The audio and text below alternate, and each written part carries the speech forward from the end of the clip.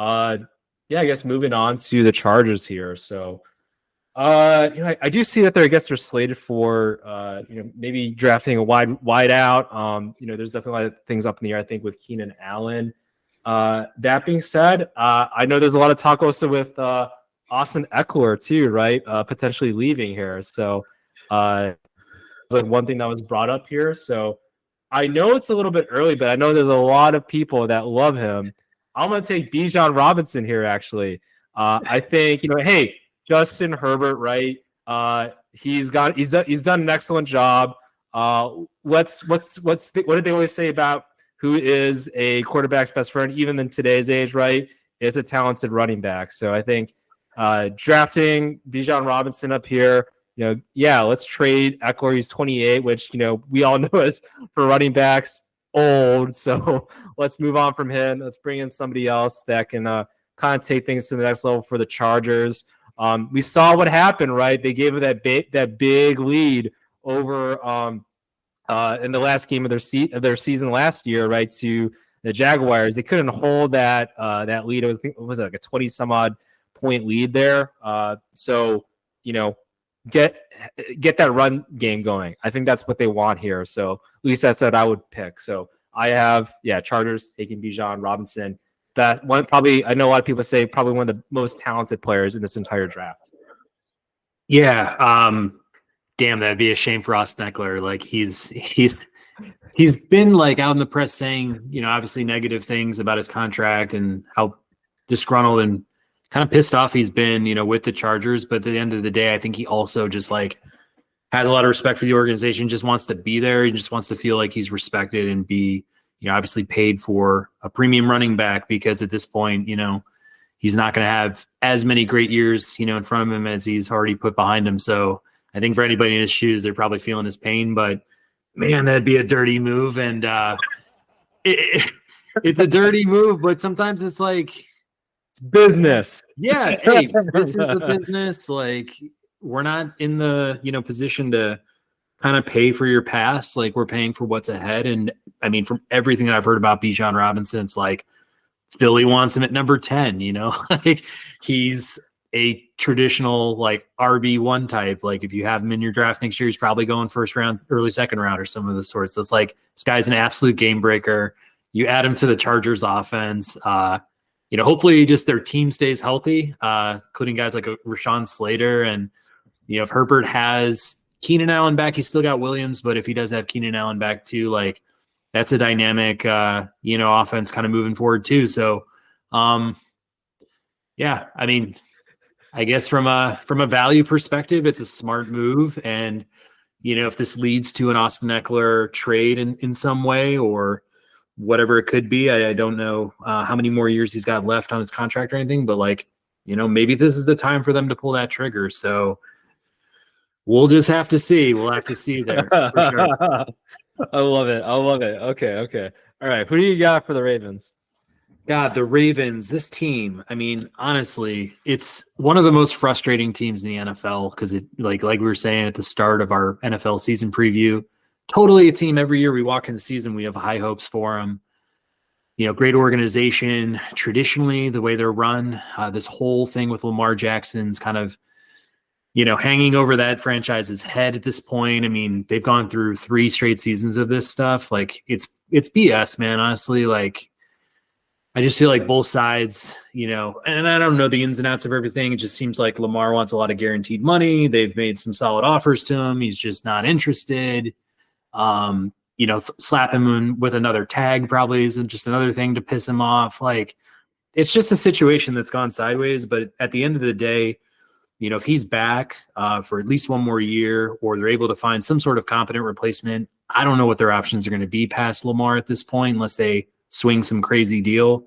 They need wide receiver help. I mean, Rashad Bateman, I like what he can do when he's healthy, but he was even banged up last year. Other than that, they've got Duvernay. I think they brought in some aging. Maybe it was a Deshaun Jackson type last year. Like, they just have like not a lot of solid options there. So kind of looking at what was on the big board, what's available. I mean, Jordan Addison, comes off as a guy who could be, at the very least, a wide receiver 2 for Baltimore. He'd probably be the legitimate wide receiver 1 if Bateman is in and out of the rotation or whatever it could be. But I think that would be a solid pairing. I mean, I think those would be, 2 wide receivers going forward you could trust.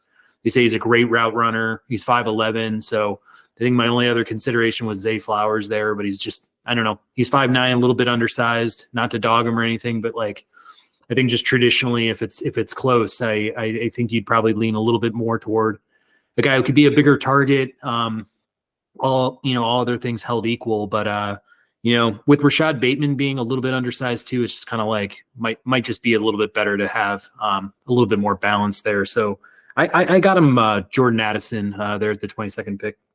Okay. Yeah, I definitely agree with that. I probably look at that too. I just always have this feeling though that the Ravens they just love cornerbacks, right? And I think they got rid of Marcus Peters this offseason. So I think there's that running joke every other year they just draft a cornerback in the first round, right? So with Lamar Jackson, I definitely think he just needs more weapons. Like, it's not good when Duvernay is your second wide out. Like with respect to Duvernay, great special teams player for sure, but he just needs more weapons. And now that that offensive coordinator that everybody hates for the Ravens, right, is gone now. I think that's where they try to open it up a little bit more in the passing game. If Lamar Jackson does return, I think they do get a little bit more vertical there. So have some more wideouts there to help. So I definitely think Jordan Addison, who a lot of people say he's one of the top wide receivers. He did win the Blitnikoff Award, I think, last season, right? So, or the year prior to. So I think that makes sense for them. But I do like Zay Flowers though. That guy is twitchy as hell. So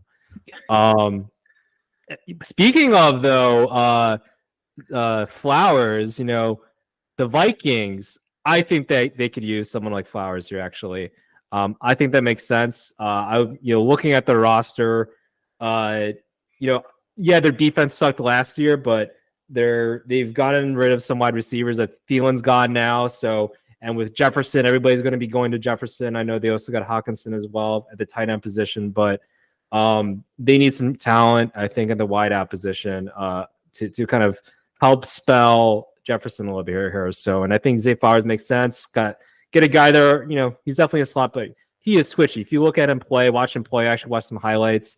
Like his cuts are nuts. So I think, in that turf or whatever, the dome that they're playing and everything, I think that could make perfect sense for them. So I got Vikings here taking Zay Flowers, helping them out, helping the rest of their offense out here. So. Yeah, no, him with Jay Jetto would be fun to watch.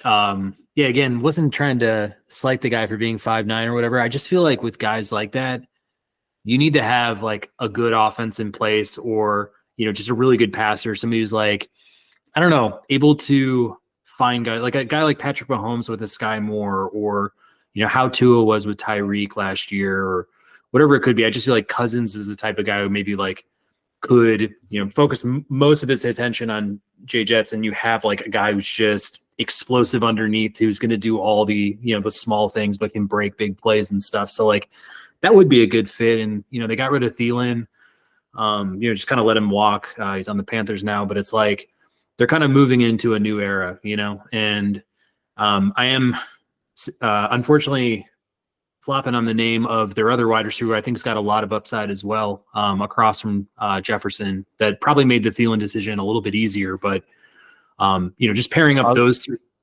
Osborne was it, or KJ Osborne? Yeah, that's what I was looking for.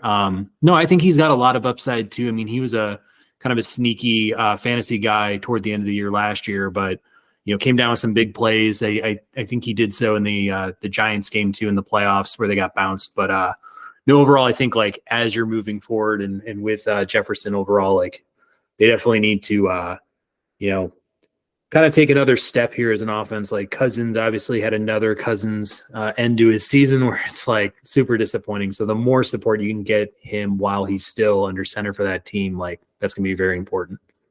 Yeah, for sure. Yeah, and I definitely see Flowers in a slot, but I think the slot position has just become more valuable. So and with if Cousins still is playing out there and everything, what was it? I think the last pass he threw, was it a slot route or I think was it to the tight end? But yeah, it was like a short route and everything. So that's definitely where I feel like having that slot wide receiver is necessary. With Justin Jefferson, kind of taking out in the outside a little bit more. So I think that can open things up for their passing game there. So, but yeah, they definitely need some defensive line help. I did think about that too. So, but yeah, it's just to go offense here for them. But yeah, who do you got for the Jaguars? Jaguars, what a fun team. I mean, to kind of go from obscurity to being a really exciting playoff team last year. I'm really happy for this organization. It's like, it's kind of like Detroit. Like, I know Detroit's in our division, but it's just like a team that's just perennially so bad. And now is like hopefully putting the pieces together to be a respectable franchise for however long it lasts. But, with Lawrence and a lot of money committed to the offensive side, even looking at the defensive side with Josh Allen, they put the number 1 pick down for Trayvon Walker. It feels like, of the needs that they still have on this list, and like other teams with many needs, I think, looking at defensive back support here, checking out what's available on the big board, Deonte Banks seems to be a guy who could be, just a solid pick for them. 6 feet, 200 pounds. They say he's a bigger corner, physical, very fast. I mean, I think 4.35 40-yard dash last year. Pair that with his size. I think that's just as far as like his athleticism goes, it's a very exciting talent to kind of add to your roster, especially in the secondary. They say his technique overall like isn't the greatest. Like he may, just improve on that as far as how much space he gives, or how fast he is to kind of like break with the wide receiver in his coverage and stuff. So like, I think hopefully those are things that you can train to a guy like that, but for him to kind of be sitting on the board of the athlete that he is and maybe what he projects to be, I think it's a pretty good, just safe or solid pick there for the Jaguars as they hopefully try to get back into the playoffs again. Yeah, for sure. No, I think it's a good solid pick. Yeah, great value, I think, right here for Deonte Banks. I definitely contemplated on him, maybe going to the Ravens for sure, kind of, be a little bit more hometown. But no, I think here is a great fit for him for the Jaguars. So cool. Putting that pick in here. And then next up, we got the Giants. Surprise team this past season with Brian Dable now as the head coach and everything. So first year taking them to the playoffs. Now, hey, Daniel Jones a little bit richer, so I think that's good for him. So let's get him some help. I think that's kind of what they're looking for here. So, a couple wide receivers that I think could definitely, I know that they're probably eyeing on or off the board here, but I still think that they go wide receiver. I see them taking Josh Downs here, actually.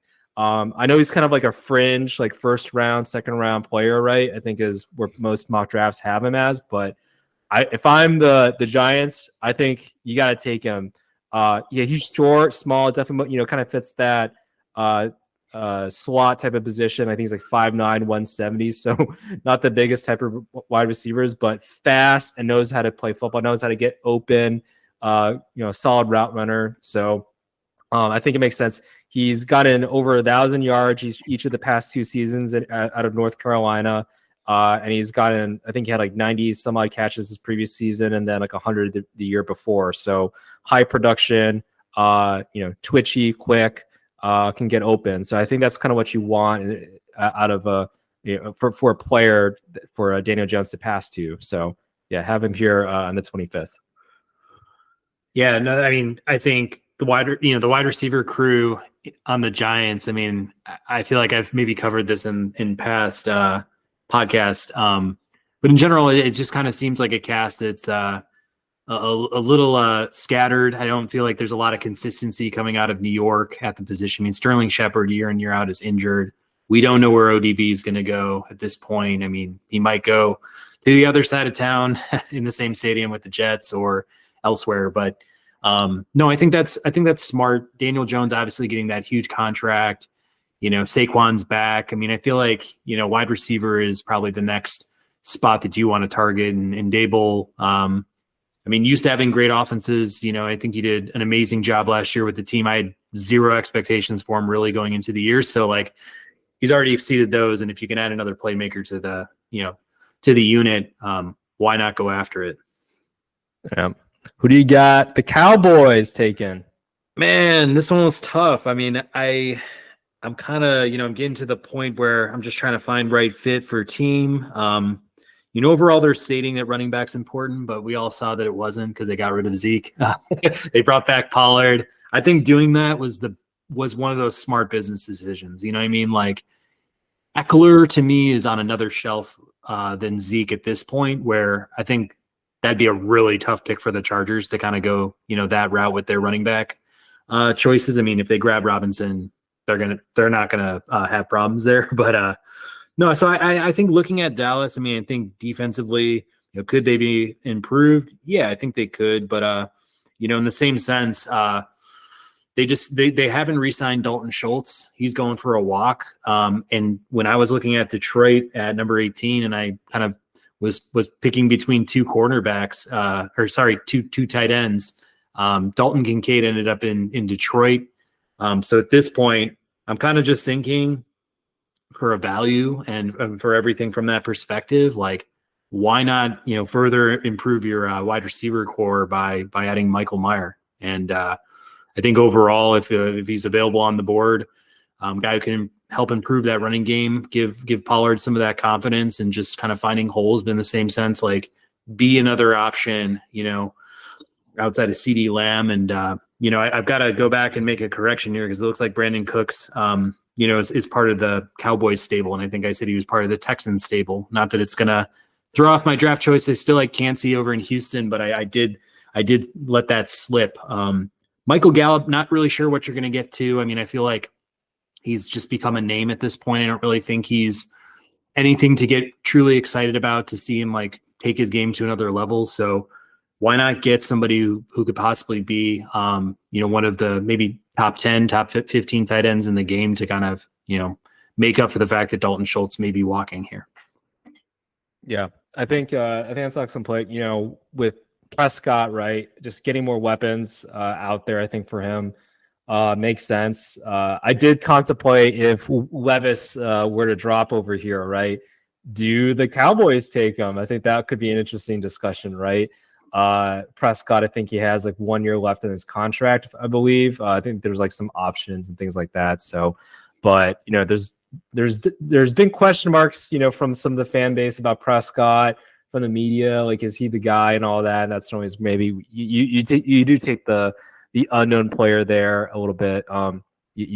Something to look for there, but Meyer makes sense. Can be like that Jason Witten. I think that's a great comparison. Kind of, a big big tight end that can catch the ball and run up that seam. I think so. Yeah, I think it's a good pick if he falls here for them. So, and then I think next we got the Bills. Man, this Bills team, it's as complete of a team as you can possibly get, right? I think I got to go defense here, though. They just had a lot of injuries this past season. Von Miller got hurt. So for me, even though they do have some depth, I feel like, there's been that saying, you can never have too much defensive line help here. So I see a couple people from Clemson roaming around, and, I see Brian Breesy and I see Miles Murphy. They run a nice 4-3, so both players I think could make sense here. But for me, I got to go with the edge. Don't know what you can get out of Von Miller necessarily long term. So he's only getting older, and he got hurt, and they didn't have much of a pass rush. I think in the postseason that really hurt them. So I think getting a player like Miles Murphy here, great value. I know their secondary got hurt this previous year, but they did get healthier closer to the end there. So, but yeah, I think Miles Murphy, a player, some sort of pass rush, I think makes sense for them long term. As their defensive fronts really only getting older with Von Miller, and he was also hurt this previous year. So Miles Murphy, great pick, great value, I think here.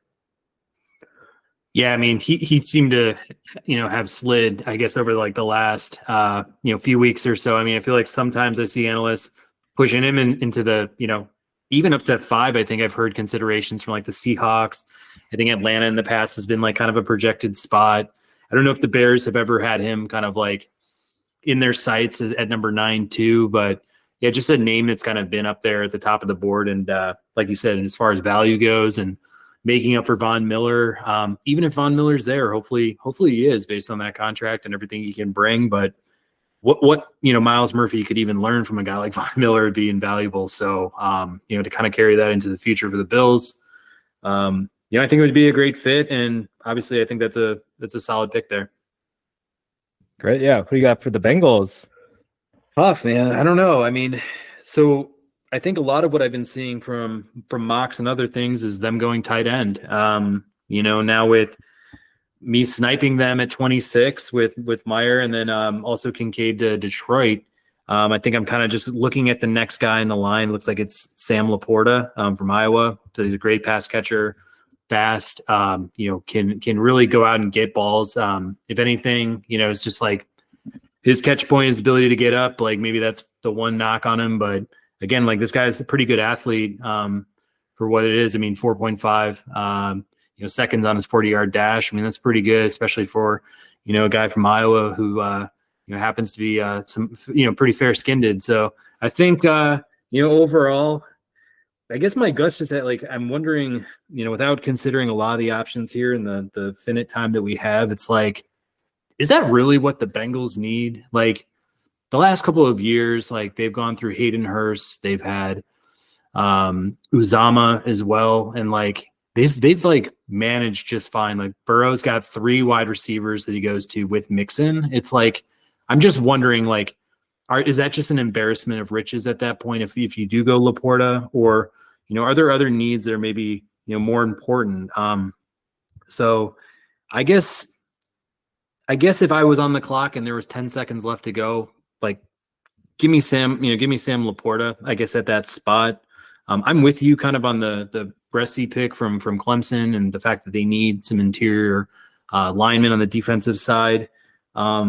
Emmanuel Forbes also looks pretty interesting from Mississippi State too at corner, but just given the spirit of our draft and kind of being more, quick hitting, let's give me Laporta. I won't regret it. And it'll make that offense like even crazier. So let's go. Yeah. How about that 3 tight ends in the first round, right? I don't know when was the last time that happened, but I mean, they have been saying this is a pretty deep tight end draft. And I mean, you can't go wrong with an Iowa tight end, right? I feel like that's like tight end school, right? I think of George Kittle there, and that's really the primary one. But yeah, George Kittle for sure. And I know there's been several other ones in previous years too. So good tight end school, good offensive line school there. So yeah.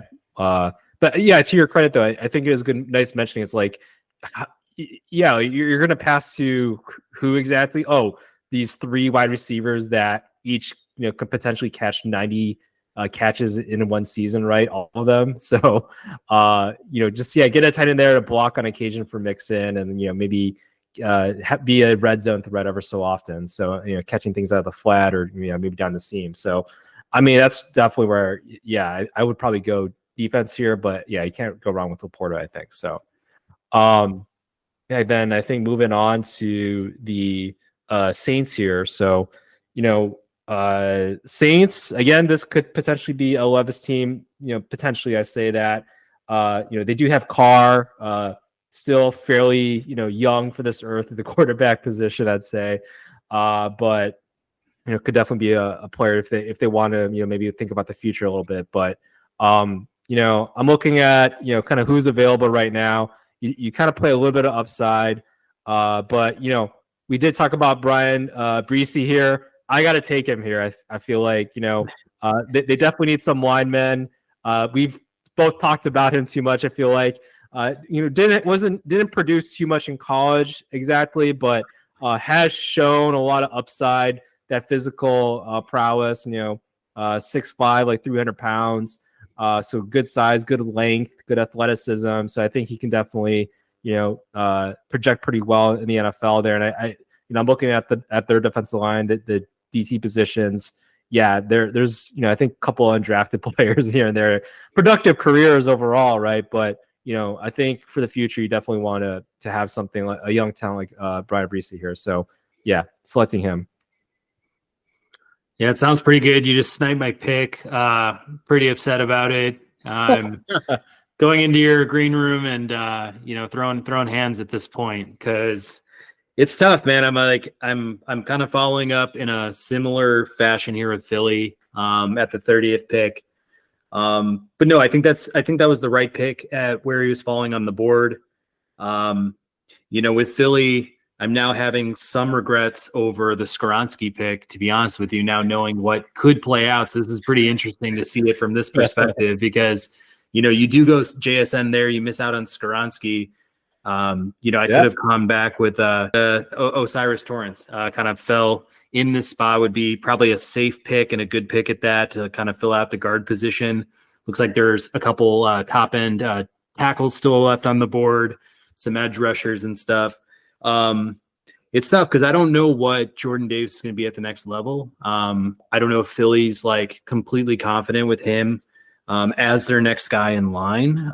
But considering kind of value and what's at the top of the board, if they don't have, that confidence in Davis at the top there, I'll go with Mozzie Smith from Michigan. I feel like big body, really strong defensive tackle, experience of Michigan. They had one of the better defensive units in the game last year. I feel like they were number 2 overall, but just like your traditional nose tackle.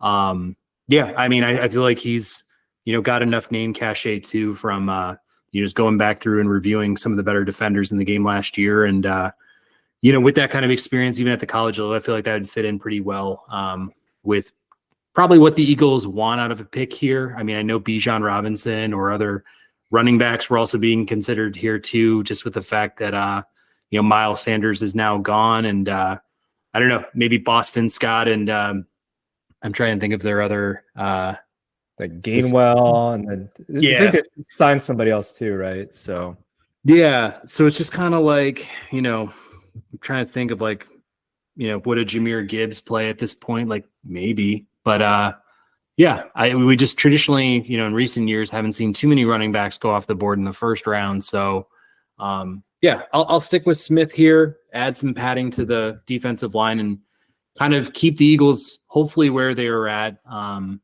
last year, and kind of moving forward, just continue to build on that strength that made him a Super Bowl contender last year. Yeah. And I think, the Eagles coming into this draft, I think are set up pretty well, right? Strong in pretty much all the important positions. So, do they go running? I think we're asking the questions that their draft room probably is asking. And honestly, this is why I felt excited about JSN to the Eagles, like as a football fan. Yeah, sad to see him go to another team that, obviously as a Bears fan, I'd love to get both Paris Johnson and JSN. But if I'm going to pick between one or, either one of them, the smart Wayne, I guess, wants to go with Paris Johnson. So JSN, though, yeah, that's where I get excited. I think it could make sense for them. He can play out of the slot, so isn't going to take too much away from Brown and Smith there. So that's where I feel like, taking him, and then you can add offensive line talent and defensive line talent in the later rounds. There's a lot of depth, I think, in both of those positions, and taking the number 1 wide receiver in this draft, to build up, for the next couple of years. Rookie friendly contract. I think that would be great for them. So, yeah, cool.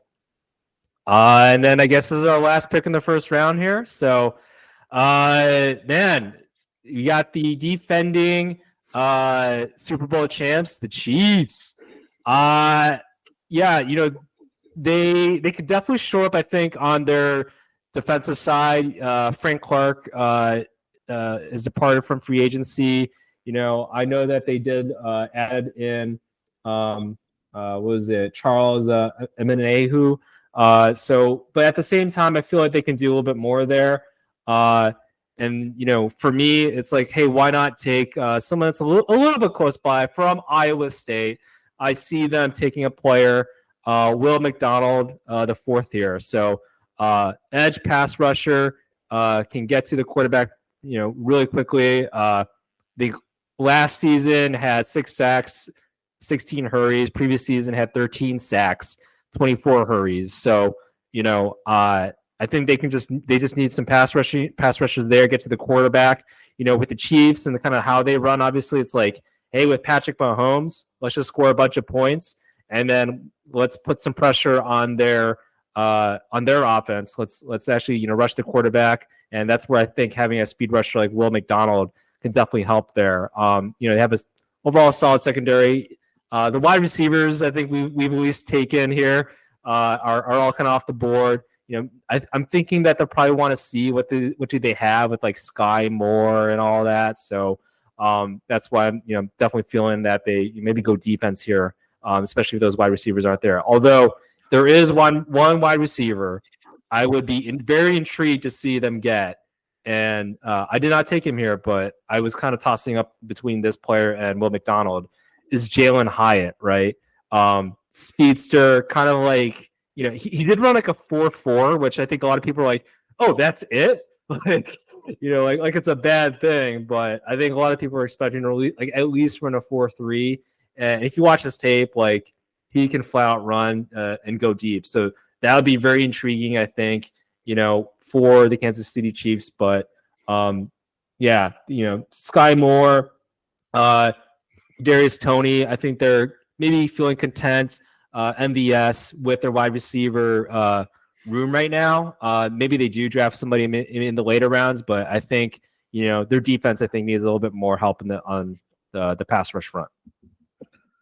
Yeah, I mean, I think like the Bengals, they have enough offensive prowess, I think, to get them over the hump to make them a contender on that side of the ball. Any high value picks they may have, probably help to bolster that defense, especially like you said with Frank Clark now kind of out. I was wondering too, like tackle wise, losing Orlando Brown Jr. to the rival Bengals at this point. It's like, would a guy like Darnell Wright play, or Anton, Heresy didn't even play at that point, just to kind of shore up what they may have been missing, with Orlando Brown's, production and just stability there out. Like that would probably be a pretty big loss for them, kind of moving forward here. So just other names to kind of consider, but I'm with you with Hyatt. I even thought maybe for the 25 pick for the Giants, maybe a guy like Hyatt would, maybe leap to those kind of bounds, or, possibly he's a play for the, Ravens or the Vikings or somebody else. But definitely a guy we've talked about here on our first couple rounds of mocks and stuff like that. So somebody we're excited to see, kind of come up at the next level. But no, overall, no, I think we did a pretty good job in quick time to go through each team, kind of consider needs and make some gut choices here, some gut picks. Looking back through the picks 1 to 31, are there any regrets that you have for, the teams that you were managing, or just in general? Were there any things that like you saw that could have been, probably improved, all over the board for what a team may have needed? That's a great question. Yeah, no, I don't know if I do necessarily. I feel pretty good about, the mixture, I guess, of value that some of the players that picked went. And I did like the Bijan Robinson pick. I feel like, it does beg the question. I think I saw people on Twitter talking about, and I might have mentioned it before, like I think there needs to be something done about running backs and their value, right? Like, they get so much yardage, or kind of, there's now much more about running back by committees and things like that. I definitely feel like there ought to be some sort of thing about, like, maybe more of a minimum payment towards running backs, and at least that's what I'm feeling there. But in terms of, like, I guess picks I feel not so good about, but maybe the Zay Flowers a little bit. There was Brian Breesy on there, as well as Miles Murphy. So potentially that one, I think I did think about twice, but I feel pretty good. I think Zay Flowers, offensively, I think that definitely makes them a lot more explosive. But yeah, I don't know. Is there any draft pick? I see you looking at that Sam Laporta a little bit. Do you still feel good about that retrospectively, or how are you feeling? I think it's like, the pick himself, like the player himself, I think he's going to be a fine player. You lock him in on his rookie contract. He can be a tight end that, at least add some stability there for them at that position because they've had to go through a little bit of churn in the last few years. But it is, again, like a nice to have type of player for me where, if I'm trying to compete for Super Bowls again, I'm probably looking at the defensive side of the ball. Did feel like a little bit of a panic pick there. Probably could have gone with Breesy, to be honest with you. But in the same sense, the fact that seriously every single mock draft that I've looked at has had the Bengals picking either, Darnell Washington at that spot or Laporta or whoever else. I kind of feel like, well, if it's getting this much attention, like possibly that's the pick they're going to go to. But I will not be surprised come draft time if the Bengals, want to go ahead and bolster the defense because that offense, it doesn't have a lot of holes, man. Like, especially after adding like an Orlando Brown Jr. to the line. They've got one of the best quarterbacks in the game, the best wide receiving core in the game, and a top 5 running back in Mixon. So it's like, that team is going to be pretty dangerous, I think, going into next year. So maybe that was a little bit regrettable. I think, just looking at it from afar, if I'm a Detroit Lions fan, I am blowing up our comment section right now, giving us, a standing ovation, a round of applause. Like if they leave this draft with the number one, potentially the number one, D tackle and the number 1 tight end in their first round, with everything else they've been building on these like past couple of years, like they should be doing backflips and like being very happy. On the negative side of things with Philly, again, I kind of look at like just pick and value and things like that and things, maybe I could have done a little bit differently. Had I gone the JSN route there, what would that have opened up here at 30? Might have gone with like more of a stable line option. Maybe that guard, Torrance from Florida, maybe that sits a little bit better to have like the sexy game breaking wide receiver and a really good guard versus, potentially an elite guard, an elite lineman with maybe a little bit of a reach on the defensive side of the ball with Mozzie Smith. So it's kind of like, I don't know how to feel, particularly about that. Like, who knows how those picks will play out if they happen to, go that way. But I think overall I'm scratching my head a little bit about what we did at 7 and 8 with the cornerback choices for the Raiders and Falcons. I just feel like whoever is holding those picks, if it does come down to it, I think there's going to be a lot of phone calls coming into those teams if they're really not interested in Levis, just to make sure whoever is interested in the guy can like move their way on up the board. But we didn't do any mock trades, so that was one thing I kind of was considering. But I think at the end of the day, when the draft is actually conducted, I don't know if Levis will be there at 16, but maybe we'll be surprised. Yeah, no, let's talk that through. Which teams do you think Levis could go to? If he doesn't last to 16, because that could be potentially the team that does trade up to, I think, number 7. Because if I'm the Raiders, and I forgot exactly how many draft picks they have, but I don't think they have too many, if I'm not mistaken here. So that's where I'm thinking. If I'm the Raiders, I'm definitely going to take some phone calls, see if I want to, trade back some there. So yeah, I don't know. Do you have any thoughts on what teams you're thinking? Maybe they have the draft capital and then the need for drafting a player like Levis. Yeah, I mean, could be the Raiders themselves. Like, I think we are. I mean, just the way the deal is structured with the Garoppolo is a pretty pricey deal. It kind of like put a stamp on he's our starter and we're going to ride this out. And then they got Brian Hoyer to come back him up. So it's like you got this Patriots ancestral thing going on. Danny Amendola was actually added to the coaching staff. So it's kind of like he's just trying to bring New England to Sin City. So maybe that's not what's going to happen there for the Raiders. Atlanta, they've got Heineke, Ritter, maybe Tennessee. Like, I'm interested. Like, are they really committed to Willis? Like, are they really committed to him? Like, if they could make a play for Levis, would they? Because having JSN is like awesome, but if he's just going to be like kind of stuck in purgatory for a couple of years and then like they're really not going to get the value out of him at that spot, like, I don't know, maybe they do make a desperate play. And I will be monitoring like what happens with the Jets here too, because it seems like the Packers are standing really firm with what they want from, the Rodgers end of the deal. They want like multiple firsts and stuff, and they're not willing to just do the Favre approach with the Jets again with like a second rounder or something. So, if I'm the Jets and this Rodgers thing, it just never has a resolution, like I might get a little bit creative. If I'm Baltimore, I might get a little creative if the Lamar Jackson thing doesn't work out similarly. So it's like, these are just things that are spinning in my head. But, what do you think of any of those? Or do you have any other dark horses in the kind of moving up game? Yeah, I mean, I did talk about number 3, right? I think that could be an interesting play because I think everybody knows that the Cardinals are not going to take a quarterback, and then this definitely could be a dominoes thing, right? So it's like some team moves up to number 3 ahead of the Colts, who, I mean, they're definitely, I feel like it's pretty sure thing that they're going to draft Anthony Richardson, or maybe Anthony Richardson surpasses either Young or Stroud. I know he just had a great combine. I've definitely seen some mock drafts where he does jump them recently ones. So that's always a possibility. So that's definitely where that number 3, what does happen if, say, the either the Panthers or the Texans pick Anthony Richardson, and then like some other team there, right? They were like maybe looking at CJ Stroud to see if he were to fall to number 4, maybe similar to what we saw with Justin Fields, right?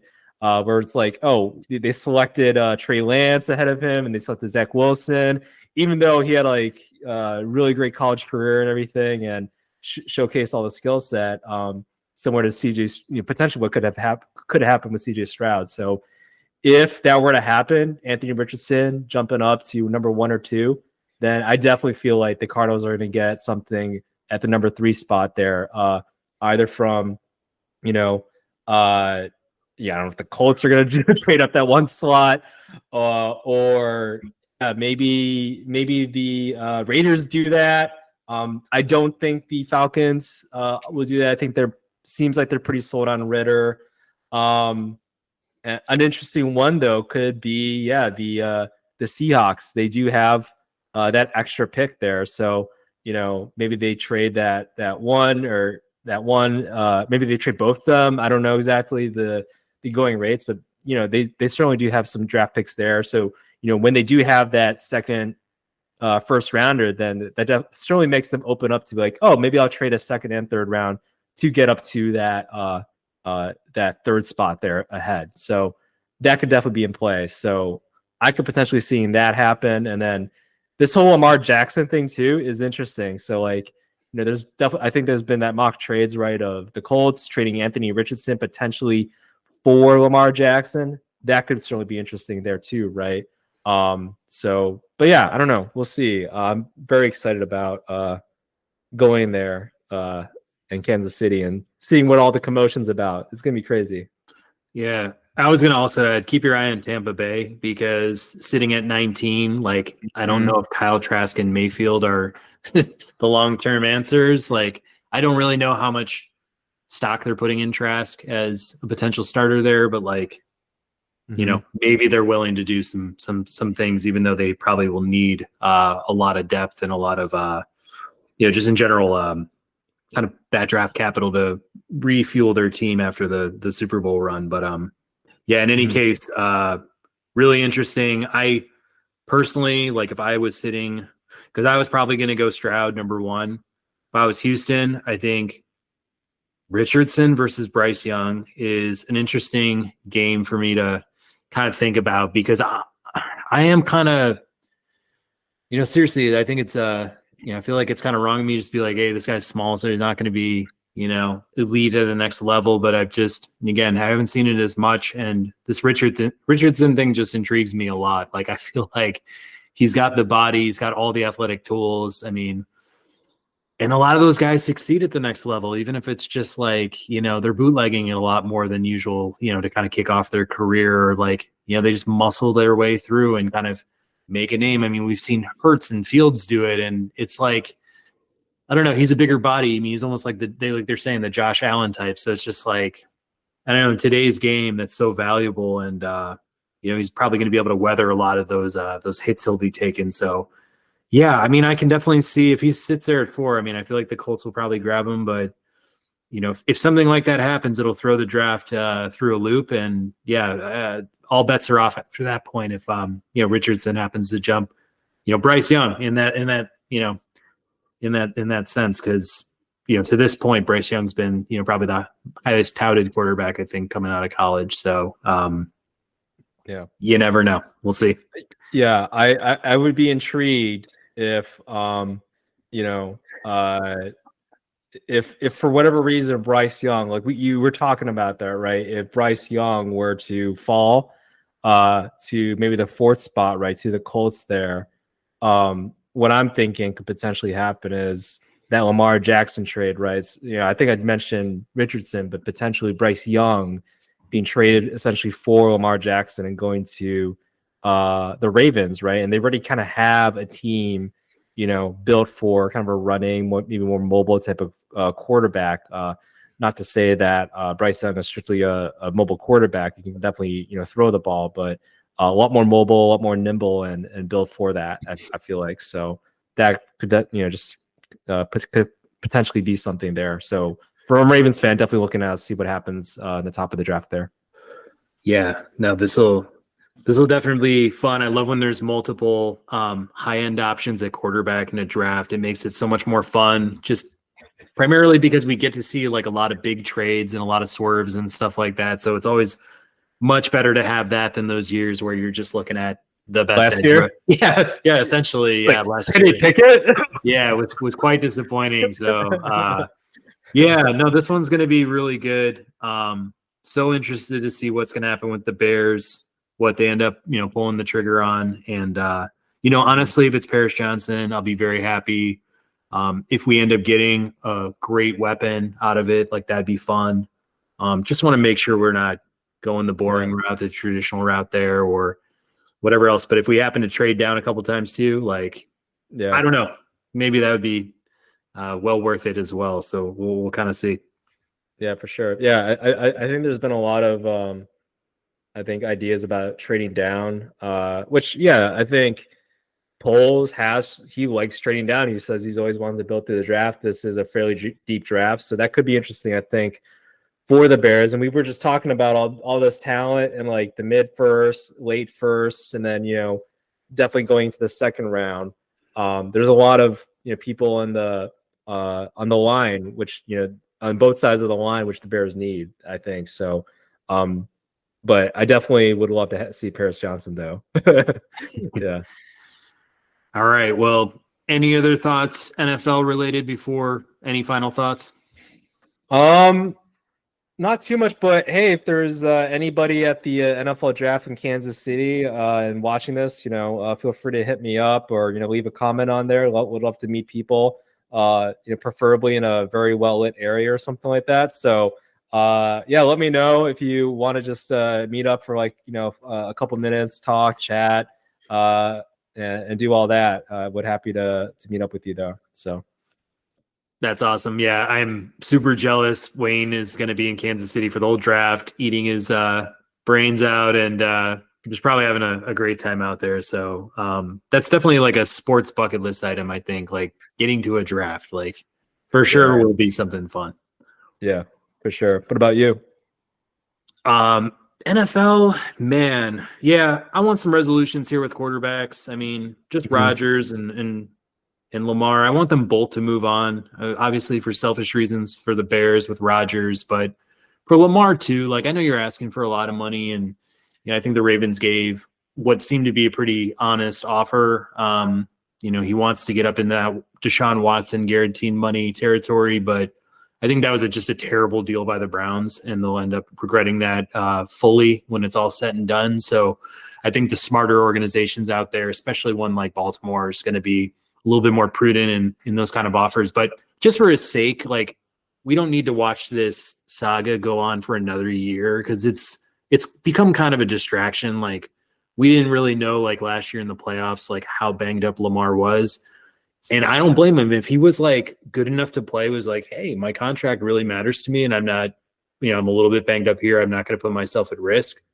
Totally get where he's coming from there. I'm not going to, gripe about it too much as a fan of the sport. But just none of this stuff is good for football. It's not good for sports. Like, even I just hope the NFL would intervene, be like, guys, like, let's find good compensation here, and like let's move it forward.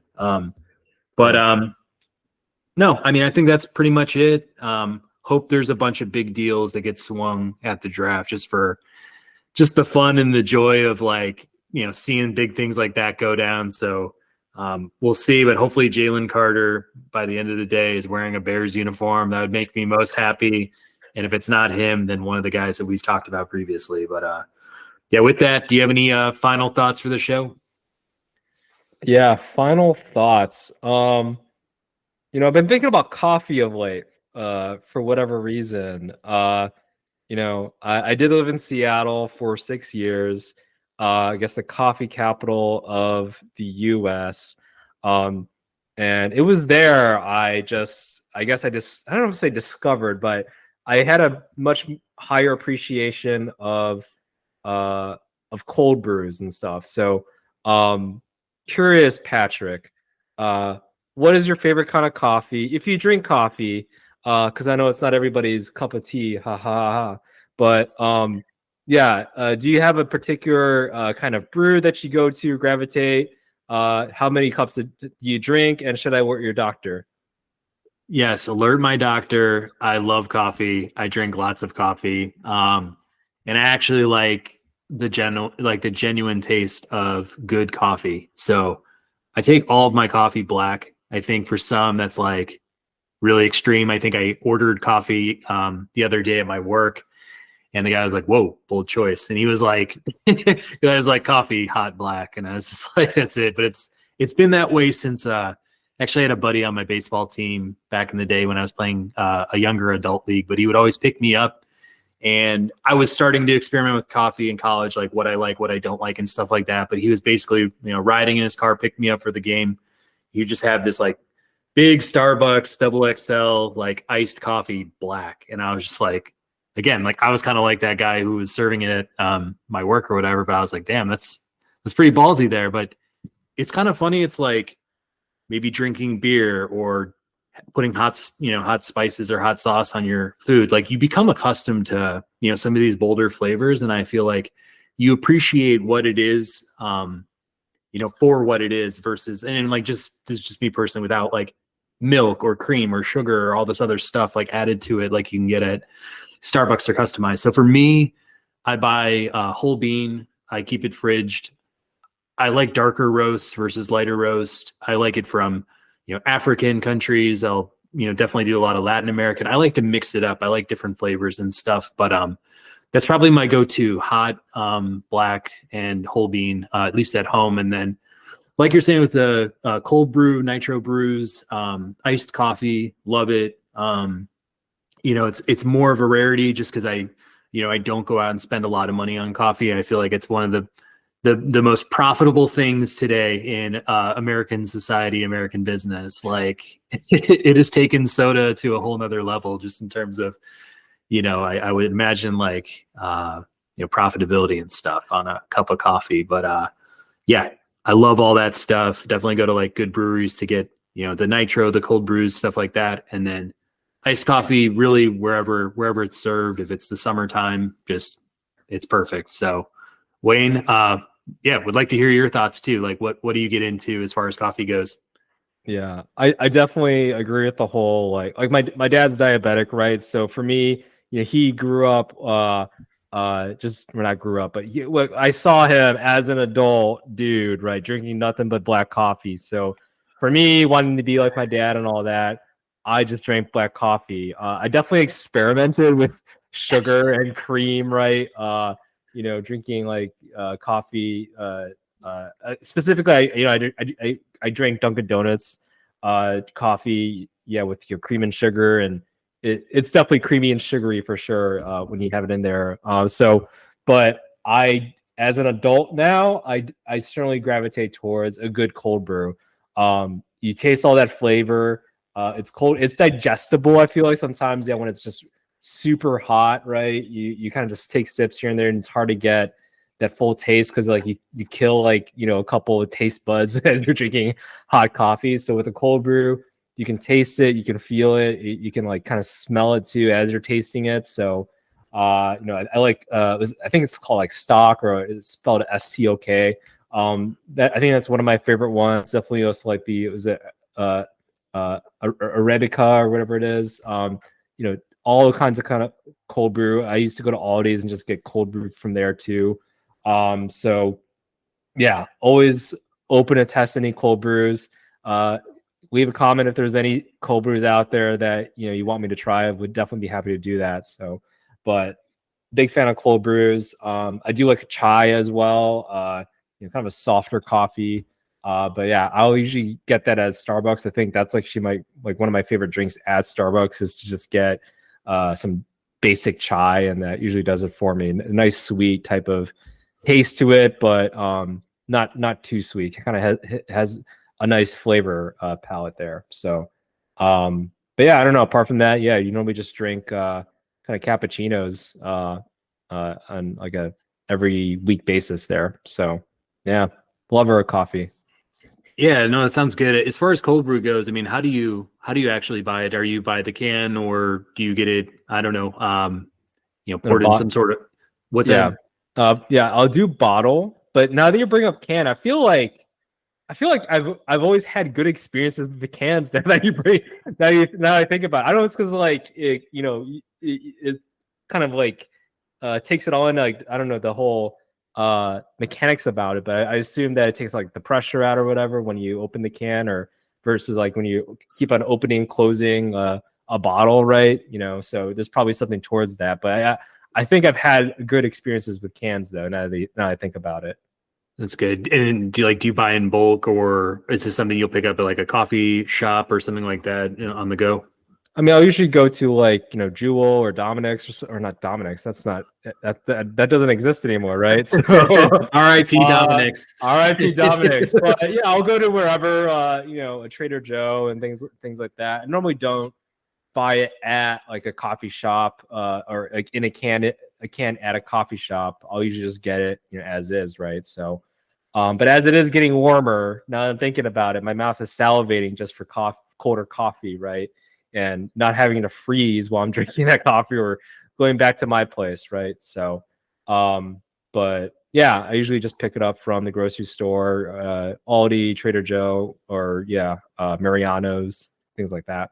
Yeah, I know Costco has like a 32 pack or something like that. I always walk by it and I'm like, should I? Like, I kind of want to, but then I guess I get back into the economics of coffee because I buy like a $13 ginormous whole bean, bag, and I'm like able to grind it, and like that thing will last for at least a month, and I'll buy a couple of bags and stuff. So it's just, you think about it today, you go to Starbucks, you grab a cup of coffee or whatever it could be, it's probably like $4 or $5 now. And it's just like, man, you look at that. If you were just going out and buying your coffee every single day, you're probably dialing it up a little bit with all the, add-ons you could probably do there, but it's just crazy like how much money people actually spend on coffee these days.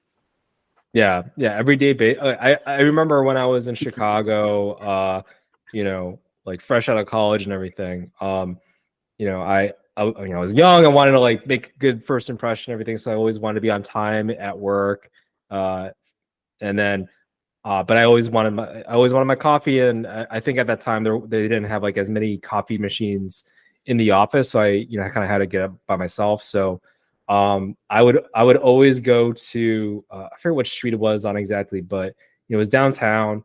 On one side of the street there was a Starbucks. On the other side of the street there was a Dunkin' Donuts. And guess which one was always packed? And then guess which one was always like nobody was waiting. You can go in there, order, and then leave. Meanwhile, the other side, there was a 20-minute wait, and this is like right at like 8:50 and all that. Everybody's just waiting. It's just chaos. So many orders are wrong, things like that. Yeah, Starbucks. That's where it was. So I remember just like seeing all that and then walking towards Dunkin' Donuts, and then it's like a third of the price too, basically. So for me, it just never made sense. At least when I was in that area. I do like Starbucks though. Do like going to what is it? The Reserve that they have with all the fancy stuff, and I actually did meet the founder of of the original Starbucks actually in Seattle once. I was randomly there, and I think I just heard some people, some of the workers there, saying like, "Oh man, like the founder of Starbucks is gonna be here," and yeah, lo and behold, they were just, I think, giving him a tour, and he was actually kind of in awe. I had just a brief conversation with him. He was just like, and I don't know if he like was, traveling the world and like, being a hermit or something like that, but he was kind of amazed of like, wow, this place is like so big and this is a big deal. And then like I'm hearing about how Starbucks is all across the world now, right? And it was just me and a couple buddies that started Starbucks originally. Then yeah, eventually I think it was like a decade into the business, Howard Schultz bought it, and then yeah, it became, led it to become the monstrosity it is now, right? So but yeah, I do not like the amount of time that it takes to like stand in line for coffee, right? I think it's ridiculous. So yeah, for me, it's just, go to a grocery store, pick up a nice cold brew there in a can because it tastes better or whatever. So, but yeah, definitely, I think it gets ridiculous in terms of prices for sure. Yeah, I'm with you as far as just the popularity of the place and things like that. Like we have one in our shopping center across from our house or whatnot, but that line is always wrapping around in the mornings, the afternoons, the nights, no matter what the day of the week is. And then you actually go in there and you buy coffee and the place is just trashed. I mean, like the cans are flowing and tables are kind of dirty. And it's just like, I look back and I see those workers and it's like, man, they're having to customize every single one of these cups because that's just what they, built a name on and stuff. And it's got all the status, prestige, when I was in Shanghai, actually, they were opening up Starbucks across the street from Starbucks. So it's kind of like, you're just like the most, it's just crazy, just like the level of expansion popularity that this place has actually got. But, I'm with you. It's just kind of like, I feel like it started at Starbucks was, good to their employees, building up their employees. But like the further we've gotten into the future, it's kind of like, I feel like that's changed a little bit, like that, that reputation they built also with, kind of like how they rewarded employees and stuff. I feel like I've read news about, that kind of dying down as well. But yeah, just, at least in my local one, I'm like, yeah, it's kind of a chaos over there every time I'm looking across the street. But yeah, I think Starbucks does obviously have like specialty drinks that other places aren't putting out there. They're always bringing in new specials, things like that. And, they definitely built that reputation as a business. Like you just have to, respect them for that sense, I guess. But yeah, no, definitely good talk about coffee. Like I love it. I abuse it. I drink it more than I probably should. So always trying to find ways or alternatives to cool that down a bit, even though I love it. Yeah, for sure. Would love to hear now. Yeah, your take for today.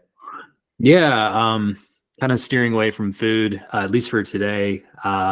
This is just a weird revelation that I've come into, I guess, over the last year or something. But I'm 35 years old at this point.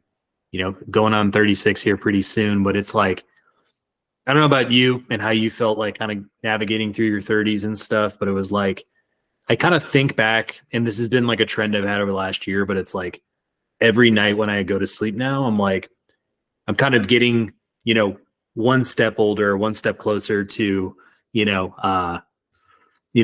adulthood, being older, like, semi midlife crisis, I guess you could put it. But I'm almost like more appreciative of the days and kind of making sure that I fill them with good things to do and kind of with, the people that I want to fill them with. And then just making sure I'm getting as much as I can out of myself from like a personal standpoint, what I do at work, exercise, health, all that stuff. But like, I don't know about you, but in my 20s, I always was like looking forward. I was always like, what am I going to be in 5-10 years? Like, where am I going to be? What am I going to be doing? Who will I, ultimately become? And it's kind of funny how that, like, it's kind of completely flipped on its head. And now it's more or less just like keeping things simple and like just making sure to keep everything centered in my day and stuff. But like, I don't know if you go through these kind of like thoughts or having these perspectives on, being now in our 30s when at times I feel like I'm 18 in my head. How do you feel about it all? Like just life overall and kind of what you're doing on a daily basis and where you're going, where you came from?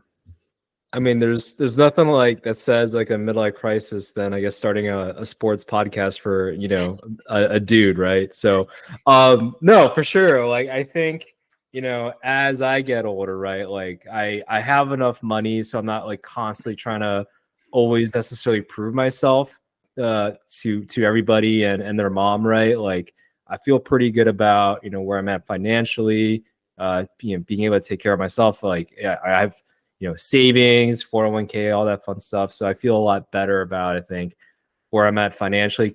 I be better? Sure. Can't we all? But, numbers wise, I feel pretty good overall. And, I don't spend too much money except on coffee and cold brews. But, I think right now I'm pretty solid there. Yeah, eventually, I own a condo now, would eventually like to have a house and stuff like that. But, yeah, like it's much more about the lifestyle that I'm in right now rather than the ability to do so. So, but no, I think for me, it is definitely much more about just embracing, the moment a little bit more. I feel like, at least for myself, as I sleep, like I look forward to sleeping, I think is my thing. you know, as you get older, right? Like you embrace sleep a little bit more. You also just don't have as much energy all the time. So I know for you, it's a little bit different, right? It's like you kind of, aren't always able to sleep necessarily when you want to because of trying to take care of a human being there and everything. But for me, I definitely gravitates towards, I want to enjoy my sleep. And I wake up the next day feeling sore too. Like, wait, did I do anything last night? No, I didn't. I just watched TV and for whatever reason, I'm sore in bed, as I wake up now. So, and then I have to stretch and, take care of myself a little bit more in that sense. But I feel like, so physically, maybe I'm like slowing down a little bit, which I'm like, damn, like, when did this happen? Kind of just feel like it happened overnight in a way. But at the same time, I think I'm more sure of, who I am, what I want to be, 20 years from now, 30 years from now, etc. I'm not trying to impress, again, like I said, like everybody underneath the sun, very much more, I think, sure, just about what I want, for a future and, career wise, things like that too, spouse wise as well. So I'm not, trying to go out of my way to always try to impress people as much, just embracing, the loved ones I have right now, because they're not always going to be there. Right. And then also taking care of the, the loved ones that I have, that I know are going to be around for, hopefully a lot longer. So, yeah. Yeah, no, I feel like I have a couple of thoughts and stuff, but like it's funny because every time I go to sleep, I'm usually really tired, but then I'm also like, well, then I'm just one day closer. It's like it's kind of like, so sometimes I have like some curiosities that'll even keep me up like 30 an hour extra, and I'm just like, I shouldn't be thinking about this stuff. Just go to bed. It's like it's so funny at times, but I think like just taking my diet more seriously now. Like I'm not a freak or anything like that, but I just feel like I think about everything that I eat. Whereas like when I was in my 20s, like, hey, like whatever I want, whenever I want and stuff. But I will agree with your point too, just on like, let's call it impressing people or whatever else, or like doing things that normally you wouldn't so that you can maybe get ahead or feel like you're fitting into a different crowd and stuff. Like now I just think about like, how do I maximize my time where I'm doing the things that I enjoy, and it's just like it's also adding benefits along the way for my health or my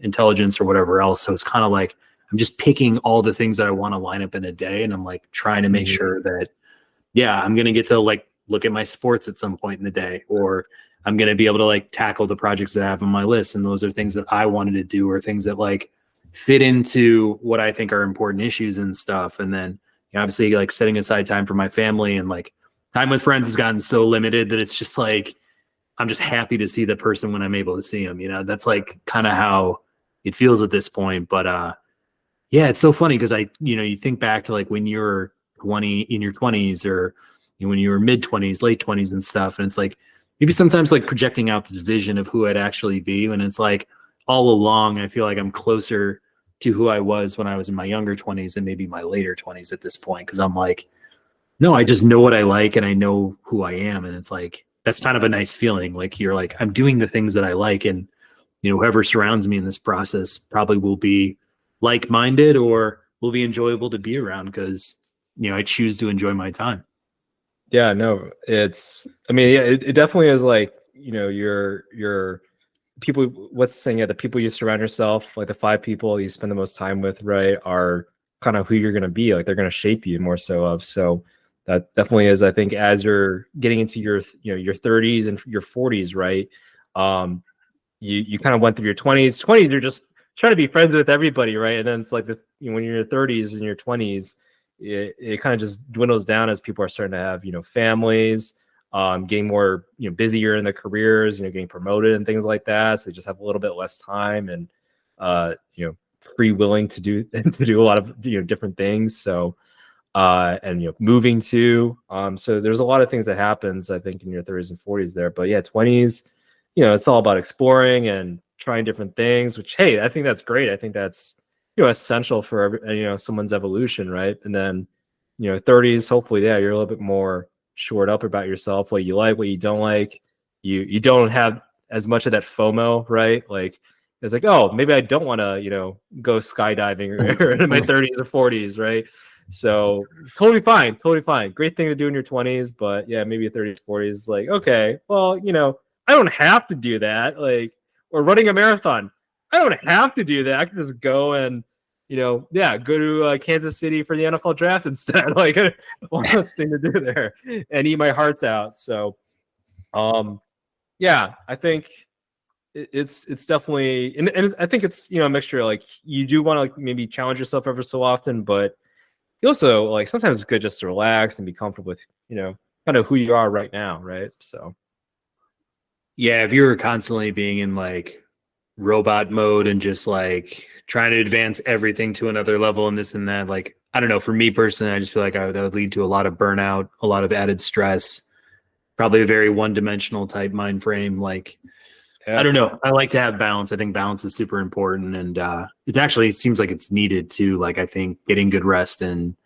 spending time with people, getting out and like being in the sun for a day, or like eating 3 square meals. Like, I see a lot of people sacrificing so much of that stuff. It's like, Yeah, just completely detrimental. But yeah, overall, I think this was productive for me, at least to share that, because I feel like it's been on my mind enough where I'm like, see if maybe check to see if I'm crazy or whatever else. But in the same sense, like, it's kind of nice to like, you don't always feel alone in those thoughts and stuff like that too. So yeah, thought we had a really well-rounded show. I'm excited to watch back our draft. I hope you guys all enjoyed it too. If you're on YouTube, please subscribe. Definitely helps us kind of move closer to monetization. Drop us a comment. Follow us on Instagram, at Ball and Breakfast. We are also on Apple, Google Podcasts too, Spotify. So you can find us in a lot of different mediums here. So thanks again for joining us. With Wayne, I'm Patrick, signing off for the Ball and Breakfast podcast.